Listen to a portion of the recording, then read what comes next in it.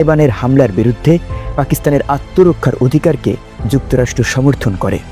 এই একটি বাক্য দিয়ে ওয়াশিংটন কার্যত আফগানে পাকিস্তানের সামরিক অভিযানকে বৈধতার সনদ দিয়ে দিল, এবং এই বাক্যটি পড়লেই অনেক প্রশ্নের উত্তর স্পষ্ট হয়ে যায়। আত্মরক্ষার অধিকার, এই ভাষাটা কোথায় শুনেছি? যারা মধ্যপ্রাচ্যের রাজনীতি একটু মনোযোগ দিয়ে দেখেছেন তারা এই ভাষায় পরিচিত। গাজায় ইসরায়েল যখন হামলা চালায়, যুক্তরাষ্ট্র প্রতিবার একটা কথাই বলে, Israel has the right to defend itself. সেই হুবহু একই বয়ান এখন পাকিস্তানের জন্য ব্যবহার করা হচ্ছে। শব্দ বদলেছে, কাঠামো একই। এই মিলটাই বিশ্লেষকদের পাকিস্তান এশিয়ার ইসরায়েল তত্ত্বের ভিত্তি। তুলনাটা শুধু বাগাড়ম্বর নয়, কাঠামোগতভাবে মিলগুলো দেখুন।